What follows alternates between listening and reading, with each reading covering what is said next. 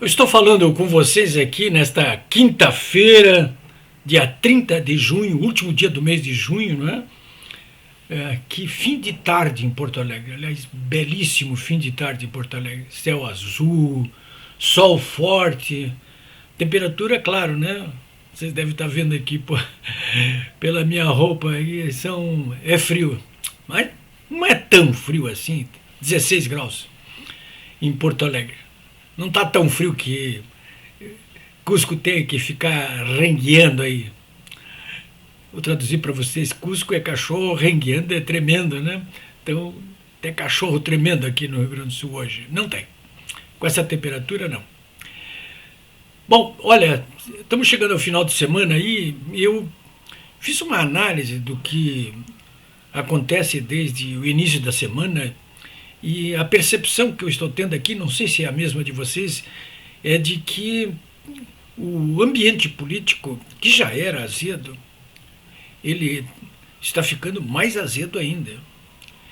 A proximidade das eleições, faltam 3 meses para as eleições, pouca coisa, né? 3 meses, 90 dias, 90 e poucos dias. A proximidade das eleições, como nós temos aí uma polarização na disputa eleitoral entre o Bolsonaro e o Lula, há há um evidente recrudescimento aí dos ataques de parte a parte, né? Mas os adversários do Bolsonaro essa semana eles ficaram mais atrevidos do que nunca e os ataques são ensandecidos essa semana contra o Bolsonaro, tanto da parte da oposição, e aí eu coloco não apenas o PT, hein? Eu já registrei aqui uma vez, não é só o PT, não. Tem aí boa parte do MDB, não toda, claro, porque eu acho até que a maior parte do MDB está com o Bolsonaro, mas tem uma partezinha ali que está com a Simone com o pé no Lula ali também, né? Leia-se Renan Calheiros e Jader Barbalho, por exemplo. Mas, enfim, não só também, o próprio PSDB, nos outros partidos, muitos partidos, né? Muitos partidos, toda a esquerda, né? PT, mas não só o PT. Mas esses ataques partem, portanto, dessa oposição e dos seus aliados aí. Aliados que muitas vezes são mais operosos, mais agressivos, mais contundentes do que o próprio PT, do que os próprios partidos. Eu estou me referindo aí à mídia tradicional, né? Desde o início do Bolsonaro é todo dia. Né? Eu já não vejo a Globo há muito tempo, essas TVs abertas aí, a não ser o SBT, a Record ali, não dá para ver, né? Então essa mídia tradicional, jornais então, Folha de São Paulo, Estadão, Valor, Globo, eu leio por dever de ofício, mas quem quiser se envenenar, que leia e que veja essa televisão aí, que escuta a rádio, né? Se não for por dever de ofício, vai se envenenar, né? Eu me enveneno às vezes até por dever de ofício. Imagine. Então e quando eu estou falando aí, os aliados da oposição, o PT principalmente, eu estou me referindo a essa mídia aí. Nem toda ela, evidentemente, quer o Lula e quer o PT, mas não quer o Bolsonaro de jeito nenhum, porque eles perderam muitas benesses. Eu já falei para vocês aqui. O Bolsonaro não está mais dando dinheiro para eles, né, através de publicidade. Não está mais fazendo jogadinha na Receita Federal para suprimir dívidas tributárias, né? Não está mais abrindo o gabinete dele para que esses barões da imprensa penetrem nele ali e consigam nomear até ministro de Estado, como conseguiu até agora. Então, esse poder político eles não têm mais, ou financeiro, ou econômico, tem mais. Então ela está alinhada aí, nessa cruzada aí, nessa... Agora essa semana parece uma blitzkrieg aqui, né? Aquelas tropas do Hitler na Segunda Guerra Mundial com as suas Panzerdivisionen que invadiam o país em 24 horas. Era uma blitzkrieg, né? Essa semana toda hora eles estão tentando ali as blitzkrieg deles, né? Então é a mídia, essa oposição tradicional, o Supremo Tribunal Federal, né? Olha, que oposição férrea, renitente promove esse Supremo Tribunal Federal. E franjas importantes lá dentro do Senado. Na Câmara até que não. O Arthur Lira, aliado do Bolsonaro, está segurando ali, mas mais no Senado. O Rodrigo Pacheco, eu sei que vocês devem ter críticas ferozes com o Rodrigo Pacheco, presidente do Senado, mas eu quero dizer para vocês que ele faz jogo duplo aí. É muito melhor esse Rodrigo Pacheco aí do que, por exemplo, o Davi Alcolumbre, que era o antecessor dele ali, que aquilo ali era inimigo jurado do Bolsonaro, né? E o presidente da Câmara anterior, o Maia, Rodrigo Maia, idem. Então, houve um ganho aí quando o Bolsonaro fez uma composição com o Centrão aí e conseguiu encurralar essa gente, pelo menos está se incomodando, sim, muito dentro do... Não na Câmara, mas no Senado. O Rodrigo Pacheco vacila muito aí, mas também segura muita coisa, né? Então, basicamente, esse pessoal aí, o eixo do mal. Tenho sempre me referido ao eixo do mal. Faltam os bancões aí que estão perdendo, né?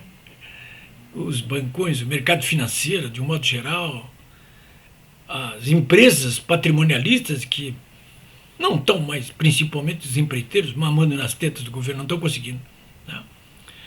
Pois bem, essa semana aí, só para relembrar vocês, assim, num breve voo de pássaro aí, nós tivemos dois incidentes muito fortes aí, né, com grande repercussão.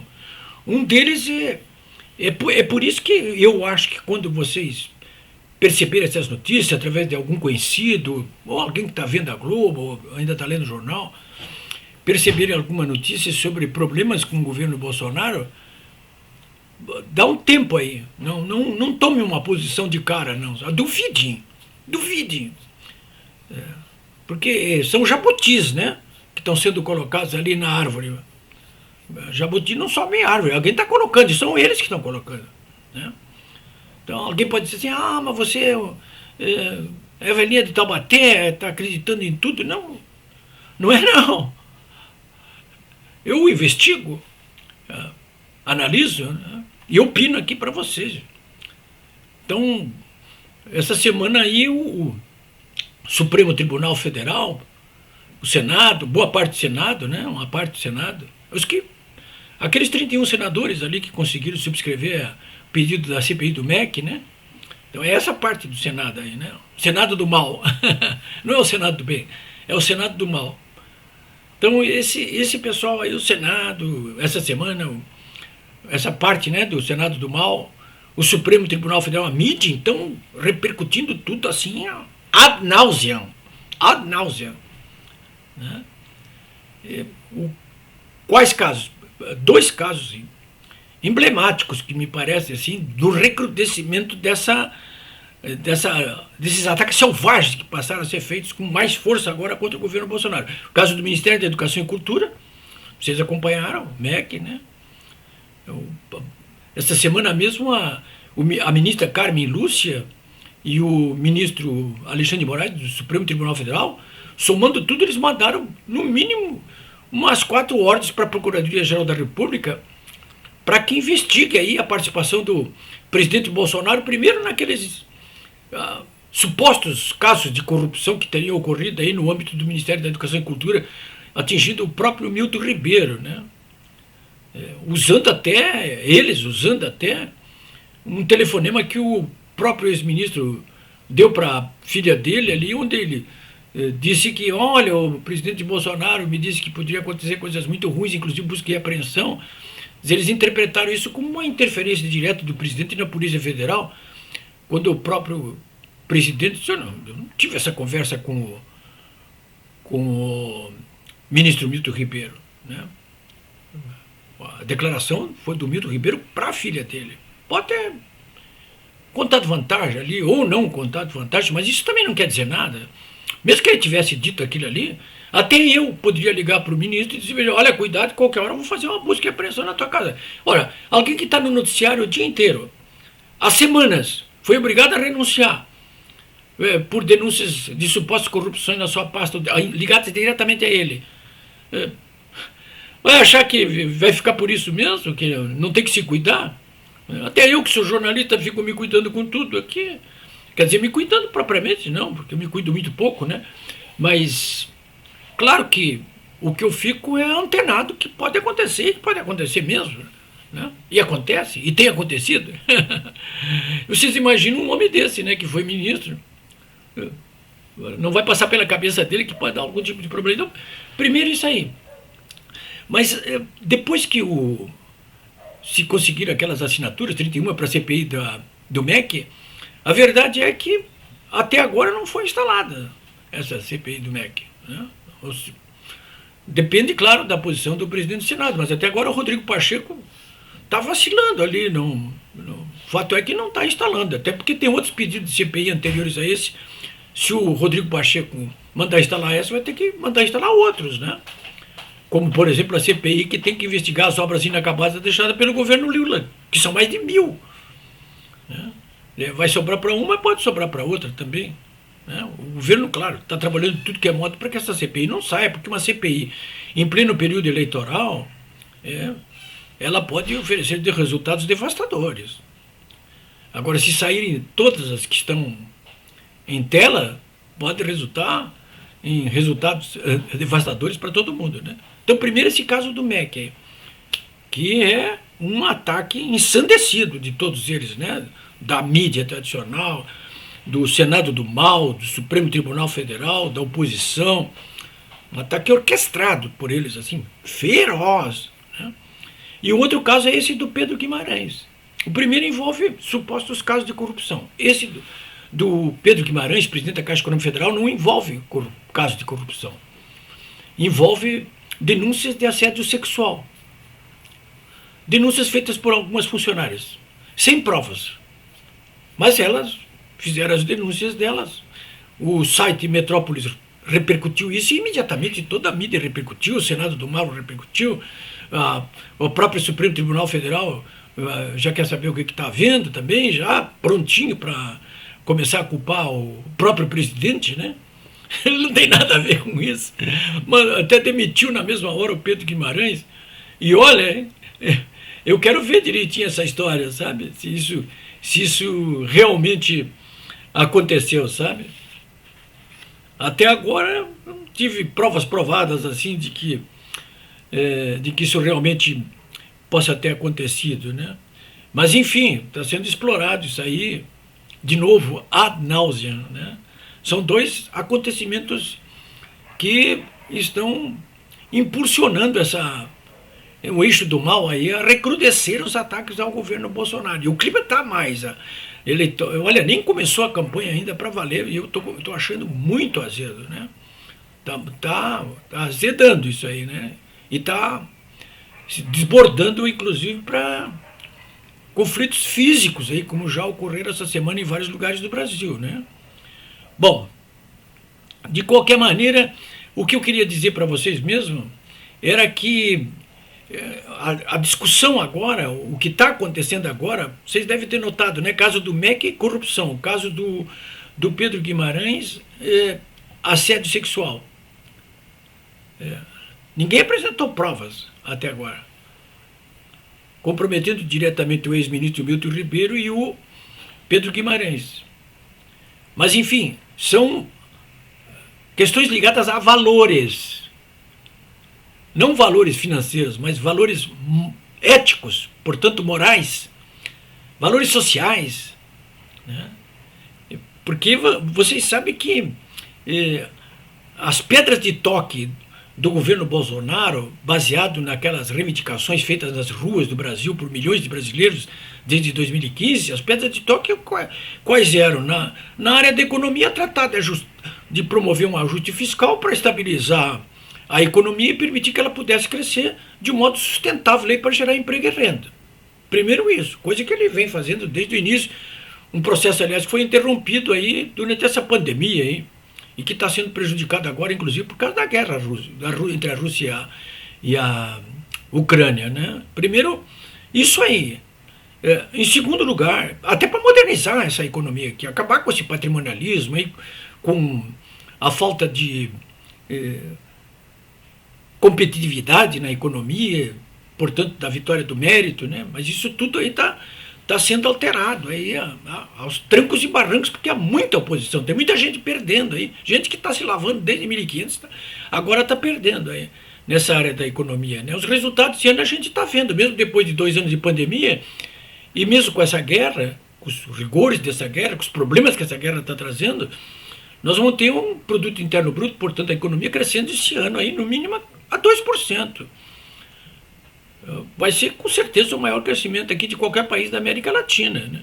A inflação está sendo colocada sob controle, né? Esse ano o Brasil já gerou mais de 1 milhão de empregos novos, né? Que é a diferença entre os que perderam empregos e empregos que foram criados. A taxa de desemprego caiu de 2 dígitos para 9,7 e está vetora de queda, né? Então a economia. Depois a questão também desses valores aí. Aliás, o segundo ponto eu colocaria a questão da gestão pública, né? Eu não vou entrar em detalhes aí, né? A questão da gestão pública, né? Que é o cumprimento do teto de gastos, desinchaço da máquina pública, ou seja, parar com essas contratações de funcionários sem necessidade e de manter empresas estatais aí que não devem mais estar nas mãos do Estado, uma gestão pública que privilegie o mérito, uma gestão pública, enfim, moderna, né? Que é o que nós queremos aí.